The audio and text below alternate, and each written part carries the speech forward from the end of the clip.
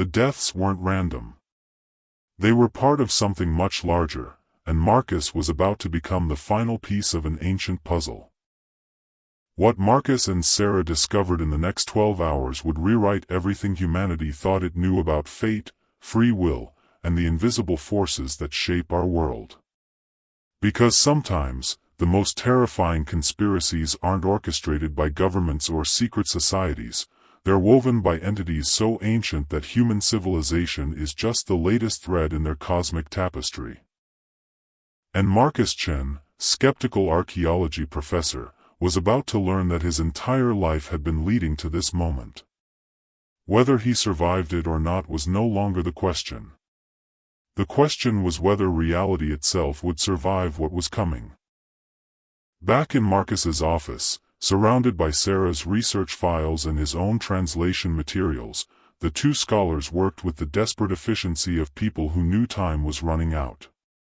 The ancient journal lay open between them, its impossible pages now updating every few minutes with new entries, new coordinates, new names joining the catalog of predetermined fates. 11 hours and 37 minutes, Marcus said, checking his watch for the dozenth time. That's how long I have before. He gestured helplessly at the journal entry bearing his name. Sarah spread her victim profiles across the desk with surgical precision. We're not just trying to save your life anymore, Marcus. Look at this pattern, 7 victims over 3 years, each death occurring at a specific geographic coordinate, each victim an expert in ancient civilizations or historical linguistics. The photos stared back at them, Dr. Elizabeth Hawthorne, medieval historian. Professor James Morrison, ancient languages expert. Dr. Patricia Vale, archaeologist specializing in prehistoric rituals. 5 others, all scholars, all found dead exactly where and when their journals had predicted. If you're the 8th victim, Sarah continued, her voice tight with controlled urgency, then according to my research, your death completes something that's been building for centuries. We're not just racing against your predicted death, we're racing against the completion of an ancient ritual that could change the fundamental nature of reality itself. Marcus felt the weight of cosmic responsibility settling on his shoulders like a burial shroud. His personal survival had become secondary to preventing something infinitely worse.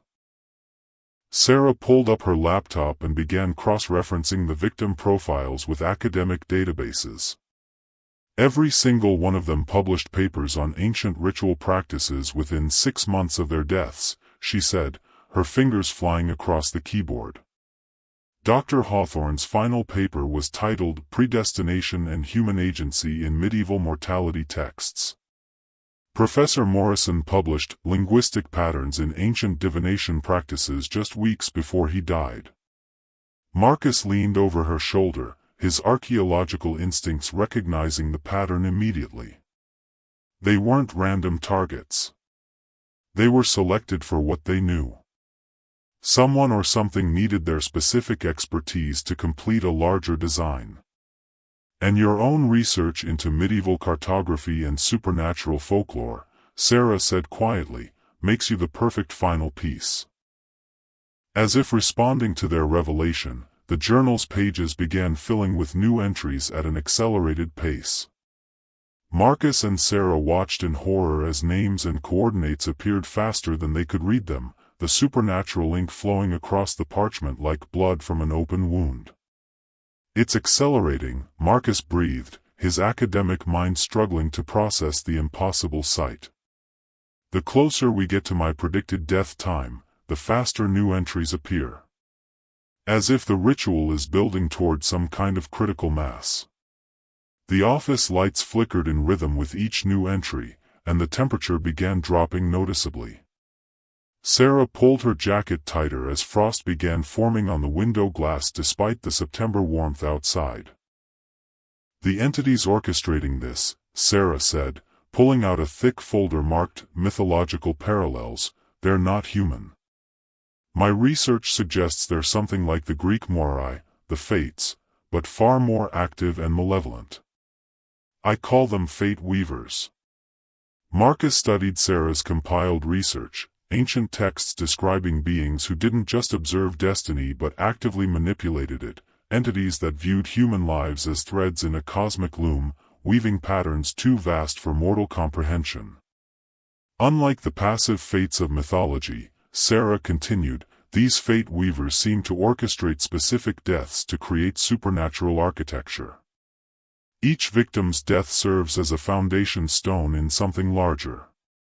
And based on the geographical pattern of the coordinates. She overlaid a map of the United States with the death locations, and Marcus's blood ran cold. The coordinates formed perfect geometric lines converging on a single point. Exactly where his own predicted death would occur. Sarah opened her oldest research files, revealing documentation that made Marcus's head spin. This isn't a 3-year phenomenon, Marcus. I've found records of similar scholar deaths dating back centuries. Always the same pattern, experts in ancient knowledge, found dead at precise coordinates, their deaths contributing to an ever-expanding supernatural design. The evidence was overwhelming. Medieval chroniclers who died under mysterious circumstances after studying prophetic texts. Renaissance scholars found dead while researching ancient oracles. Enlightenment academics who perished investigating supernatural phenomena. Victorian researchers who met their end exploring mystical traditions. For over 800 years, the fate weavers have been selecting and eliminating scholars whose knowledge brings them closer to understanding this ritual, Sarah said, her voice barely above a whisper. And you, Marcus Chen, represent the culmination of their centuries-long plan. Sarah's laptop chimed with an incoming message from her historical research database. As she opened the file, her face went white with terror. Marcus, she said, her voice shaking, I just accessed a restricted Vatican archive about supernatural phenomena. According to a classified document from 1823, the fate weaver's ultimate goal isn't just to manipulate human destiny from the shadows. She turned the laptop screen toward Marcus, revealing an ancient illustration of otherworldly beings stepping through a crack in reality itself. They're trying to open a permanent gateway between their realm and ours. For 8 centuries, each scholar's death has created a supernatural anchor point, a cosmic coordinate that weakens the barrier between dimensions. Your death, Marcus, would provide the final anchor point needed to tear reality open permanently. Marcus stared at the illustration, understanding flooding through him like ice water. If they succeed, they won't just be able to manipulate fate subtly anymore, Sarah finished. They'll have direct access to our reality. They'll be able to rewrite the laws of physics, remake human civilization according to their cosmic design, turn our entire species into puppets dancing to their predetermined destiny. The journal's pages began glowing with an otherworldly light, new entries appearing so fast the supernatural ink seemed to smoke on the parchment. Outside, thunder rumbled despite the clear sky, and Marcus could swear he heard something vast and alien pressing against the boundaries of the visible world. We're not just trying to save your life, Sarah whispered, backing away from the glowing journal. We're trying to save free will itself. But first, they needed to find someone who had survived this before, someone who understood how to fight entities that had been weaving human destiny since before recorded history began. Marcus wasn't the first to try changing his fate. But he was about to learn why all the others had failed. For 8 centuries, scholars and researchers had discovered journals bearing their names and death dates. For 8 centuries, they had fought against predetermined destiny with every tool of human intellect and determination. And for 8 centuries, every single one of them had failed.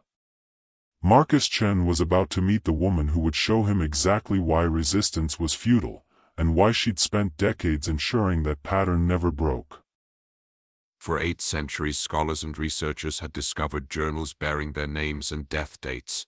For 8 centuries they had fought against predetermined destiny with every tool of human intellect and determination. And for 8 centuries every single one of them had failed. Marcus Chen was about to meet the woman who would show him exactly why resistance was futile and why she'd spent decades ensuring that pattern never broke. Because sometimes the most dangerous enemies aren't the ones who oppose you, they're the ones who claim to understand you. Dr. Elena Voss looked exactly like what Marcus had hoped to find a survivor. Her office in the university's psychology building was filled with academic credentials, research papers on behavioral psychology, and most importantly, photographs of herself, taken years after her predicted death date should have passed. "I know why you're here, Professor Chen," Elena said, gesturing for Marcus and Sarah to sit. "You found a journal with your name, discovered the pattern of scholarly deaths, and now you're desperately searching for someone who broke free of the cycle." Marcus leaned forward, unable to hide the desperate hope in his voice. "Sarah's research shows you were supposed to die in 2018, but you're still here. You survived. You found a way to change what was written." Elena smiled, but there was something cold in her eyes that made Sarah shift uncomfortably. "I understand the terror you're experiencing, Marcus. The rational mind's rebellion against supernatural predestination. The desperate need to believe that human agency can triumph over cosmic design." She stood and moved to a filing cabinet, withdrawing a leather portfolio that looked disturbingly similar to the ancient journal. "I've been studying this phenomenon for 15 years. I've documented every case, every failed attempt at resistance, every tragic consequence of fighting predetermined fate.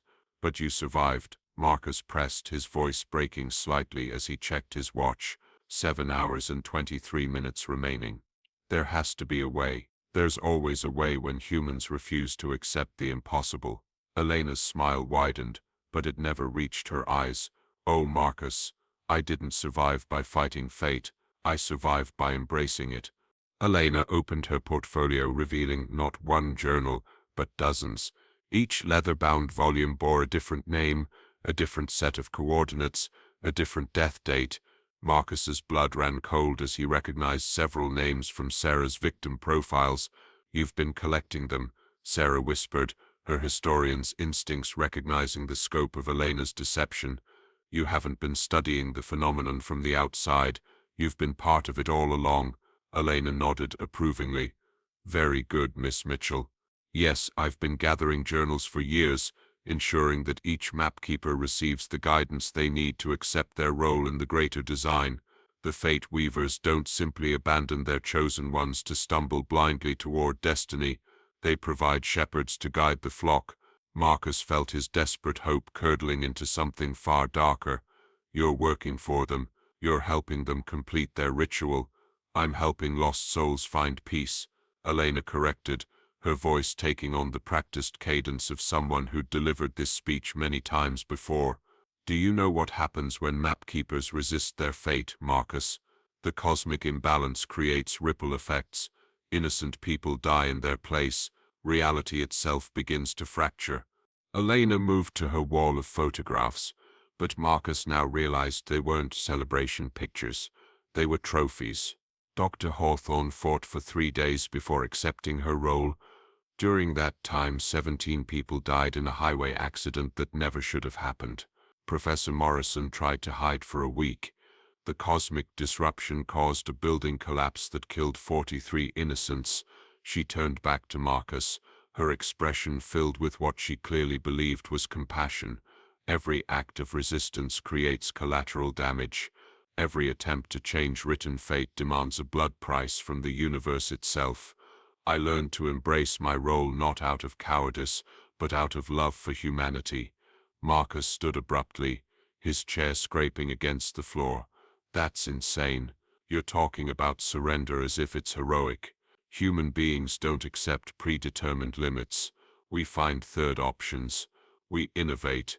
We refuse to let impossible odds define what's possible.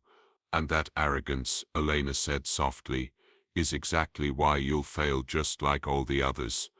The philosophical debate exploded into physical confrontation when Sarah discovered Elena's laptop displaying real-time surveillance footage of university buildings. On one screen, Security cameras tracked every entrance and exit. On another, thermal imaging showed the heat signatures of people moving through the building. "You've been watching us," Sarah said, backing toward the door. "This wasn't a meeting, this was a trap." Elena sighed regretfully as she pressed a button on her desk. The office door locked with an electronic click, and the lights began flickering in a pattern Marcus recognized from the journal's supernatural manifestations. "I had hoped you would listen to reason, Marcus, but like all the others you insist on learning the hard way." Marcus felt something surge through his consciousness, an awareness that hadn't been there moments before. He could sense the building's layout with impossible clarity, feel the electromagnetic fields generated by Elena's surveillance equipment, perceive the subtle reality distortions that suggested supernatural forces were gathering strength. Without conscious thought, Marcus grabbed Sarah's hand and dove toward the window just as Elena began speaking words in a language that predated human civilization. The chase through Blackwood University's psychology building became a supernatural gauntlet as Elena pursued them with abilities that defied human limitations. Doors slammed shut just before Marcus and Sarah could reach them, then opened again when Elena's voice echoed from impossibly distant locations. Lights strobed in patterns that hurt their eyes and made the corridors seem to stretch and contract like living things. But Marcus found himself moving with reflexes he'd never possessed, navigating the maze-like building as if he'd memorized every floor plan. The chase through Blackwood University's psychology building became a supernatural gauntlet as Elena pursued them with abilities that defied human limitations. Doors slammed shut just before Marcus and Sarah could reach them, then opened again when Elena's voice echoed from impossibly distant locations. Lights strobed in patterns that hurt their eyes and made the corridors seem to stretch and contract like living things. But Marcus found himself moving with reflexes he'd never possessed, navigating the maze-like building as if he'd memorized every floor plan. When Elena appeared around a corner that should have been a dead end, Marcus somehow knew to turn left into a stairwell that his rational mind insisted hadn't been there moments before. "You feel it now, don't you?" Elena's voice seemed to come from everywhere at once. "The supernatural awareness awakening in your consciousness, the fate weaver's gift to their chosen ones. You're becoming something more than human, Marcus. Embrace it instead of fighting it." Sarah stumbled as they reached the building's main lobby, and Marcus caught her with strength that surprised them both. "What's happening to me?" he whispered, staring at his hands as if they belonged to someone else. "You're evolving," Elena said, stepping out of shadows that shouldn't have been deep enough to hide a human form. "The closer you get to your predetermined transformation, the more your latent abilities manifest. This is what the Fate Weavers offer. Marcus, transcendence beyond mortal limitations." Elena raised her hands and Marcus felt reality bend around them like heated glass. The university lobby stretched impossibly wide, trapping them in a space that defied geometric logic while Elena's true nature finally revealed itself completely. "The ritual doesn't require your death, Marcus," she said, her voice echoing with harmonics that suggested something vast and inhuman speaking through human vocal cords. "It requires willing participation in your transformation, but the Fate Weavers understand human psychology. They know that most chosen ones require motivation." She gestured and Sarah collapsed to her knees, gasping as invisible forces constricted around her throat. "The ritual can accept willing participation from the primary subject, or it can take a substitute, someone whose connection to the chosen one creates equivalent spiritual resonance."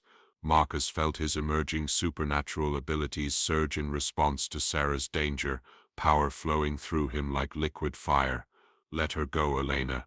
Your fight is with me. My fight is with human stubbornness," Elena replied sadly. "Sarah Mitchell will make an excellent substitute if you continue this pointless resistance. Her death will complete the ritual just as effectively as your willing transformation." The building around them continued warping as Elena's supernatural influence grew stronger, but Marcus could see Sarah's face growing pale as the invisible forces tightened their grip. "Choose quickly, Marcus," Elena whispered. "Willing transformation and Sarah lives. Continue fighting, and watch her die in your place while the gateway opens anyway." But as Marcus felt his supernatural abilities responding to Sarah's mortal danger, he realized Elena had made a critical miscalculation.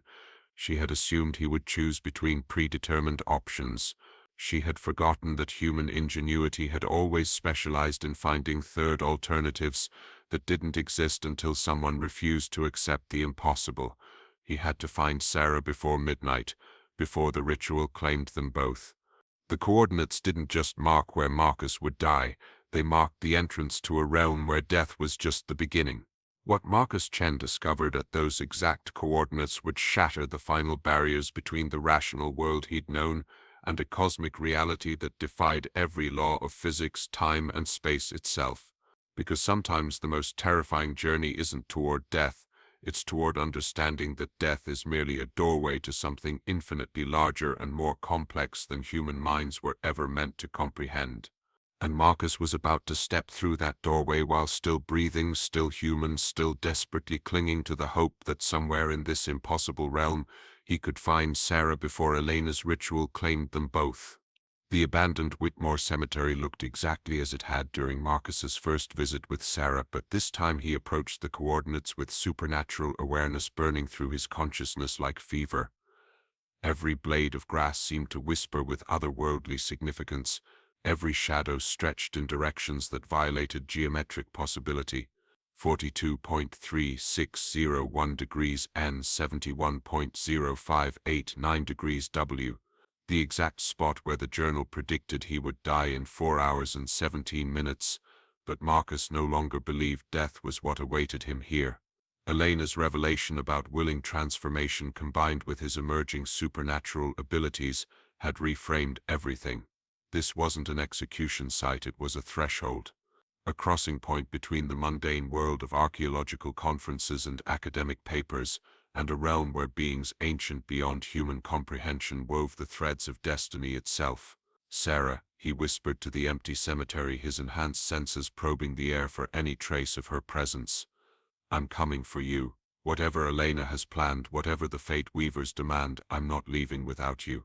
The journal in his hands grew warm against his palms, its impossible pages beginning to flutter despite the absence of any wind. Marcus could feel reality itself growing thin around the coordinates, like standing at the edge of a cosmic precipice where one wrong step would send him tumbling into dimensions his rational mind couldn't begin to process. But Sarah was somewhere beyond that precipice. And Marcus Chen had never been the kind of man to let impossible odds stop him from protecting the people he cared about. The moment Marcus stepped onto the exact coordinate point, reality began unraveling around him like a cosmic tapestry coming undone. The cemetery remained visible, but it was no longer the only thing visible. Ghostly images of different time periods overlapped the present moment. Medieval plague victims burying their dead, colonial settlers clearing trees, Native Americans conducting burial rituals centuries before European contact. The laws of physics simply stopped working. Gravity became negotiable, pulling Marcus sideways toward a cluster of floating headstones that orbited each other like lonely planets. The air itself took on a crystalline quality, refracting light into colors that had no names because human eyes had never been designed to perceive them. This can't be real, Marcus breathed, but even as he spoke, his scientist's mind was cataloging the impossible phenomena with academic precision: temporal displacement, gravitational anomalies, light refraction patterns that violate the electromagnetic spectrum. But it was real, more real than anything he'd ever experienced. And somewhere in this twisted landscape where past, present, and future existed simultaneously, Sarah was waiting. The fate weavers materialized around Marcus like geometric storms made of starlight and shadow. They weren't beings in any sense that human language could describe. They were living equations, mathematical concepts given form and consciousness, fractals that spoke in probability curves, geometric patterns that thought in cosmic harmonies. Marcus found himself understanding their communication not through words, but through direct perception. They were ancient. Unimaginably ancient. They had been weaving destiny since before Earth's sun ignited, guiding the evolution of consciousness across countless worlds, ensuring that the universe developed according to some vast design that spanned galactic clusters. "You're not evil," Marcus realized, his voice echoing strangely in the otherworldly space. "You're gardeners. Cosmic gardeners tending to the growth of something larger than individual species or planets." The nearest Fate Weaver pulsed with what might have been approval, its geometric form shifting through dimensions that Marcus's enhanced perception could almost but not quite grasp. Reality warped around them as they communicated, showing him glimpses of their work, civilizations guided from barbarism to enlightenment, species evolved from instinct to wisdom, countless worlds shaped by their invisible influence. Time moved like honey in this realm, flowing backward and forward and sideways through dimensions that had no earthly analog. Marcus began encountering the echoes of previous victims, but they weren't victims at all. They were graduates, transformed beings who had willingly accepted their roles in the cosmic design. Dr. Elizabeth Hawthorne appeared as a shimmering projection of light and memory, her consciousness intact but expanded beyond human limitations. "Marcus," her voice resonated directly in his mind, "you're seeing the truth at last. We didn't die here, we evolved." Professor James Morrison materialized beside her, his academic enthusiasm unchanged, but now focused on cosmic rather than earthly mysteries. "The Fate Weavers don't destroy human consciousness, they elevate it. We've been working for decades to prepare the next phase of the design." More figures appeared, centuries of scholars who had accepted transformation, all of them radiating contentment and purpose that made their earthly academic achievements pale by comparison. They had become part of something vast and meaningful, their individual contributions woven into a cosmic tapestry of unimaginable beauty. The journal in Marcus's hands began writing itself with supernatural urgency, documenting his experience in real time while simultaneously filling with messages from the transformed scholars surrounding him. Different handwriting styles from across centuries flowed across the pages: medieval Latin script, Renaissance calligraphy, Victorian copperplate, modern cursive, all united by the same essential message. "Marcus Chen," the journal wrote in Dr. Hawthorne's familiar handwriting, "Elena has been deceiving you about the nature of the ritual. She serves the Fate Weavers, yes, but she misunderstands their purpose. The transformation isn't about willing participation, it's about understanding." Professor Morrison's script appeared below. "Sarah isn't being held captive, she's being prepared for parallel transformation. The Fate Weavers have been guiding both of you toward this moment for years." More messages cascaded across the pages from scholars spanning 8 centuries, all of them eager to welcome Marcus into their cosmic fellowship, all of them assuring him that his fears were based on incomplete understanding of what the Fate Weavers truly offered. As Marcus absorbed the journal communications, feeling his consciousness expanding to accommodate impossible cosmic truths, he suddenly understood the real scope of what was happening. The Fate Weavers weren't trying to destroy human free will, they were offering humanity the chance to participate consciously in cosmic evolution. "You can speak with us now," Dr. Hawthorne's projection said, her consciousness radiating warmth and invitation. "You can communicate directly through the journal network. We've been planning this moment for centuries, Marcus. Every scholar who came before you has been laying the groundwork for what you'll help us accomplish." Marcus felt the journal connecting him to a vast network of transformed consciousnesses spanning time and space. Scholars from every era of human history, all of them working together on projects that dwarfed individual planetary concerns. They were part of something magnificent, a cosmic academic community dedicated to understanding and nurturing the universe's development toward some unimaginable destiny. But even as hope bloomed in Marcus's heart, the journal's pages darkened with urgent warnings from the most recently transformed victims. "Elena doesn't know," Professor Morrison wrote rapidly. "She believes she's serving the Fate Weaver's will, but she's been influenced by something else. Something that wants to corrupt the transformation process. Something that feeds on the cosmic energy released during willing evolution." The geometric forms of the Fate Weavers around Marcus began pulsing with alarm as they sensed the same wrongness their human allies had detected. "Marcus," Dr. Hawthorne's projection whispered urgently, "what Elena is planning isn't transformation, it's consumption. and Sarah is the key to stopping her before she devours the cosmic energy that maintains the balance between all realities. What the previous victims told him next would change everything he thought he knew about the ritual and reveal the true enemy that had been manipulating both the Fate Weavers and their human allies for centuries. Marcus just discovered he's not alone in this cosmic battle, but what the previous victims reveal next will change everything. To drop your theory in the comments. What do you think Elena is really planning? Hit subscribe if you're ready to see Marcus use his newfound allies to save both Sarah and reality itself.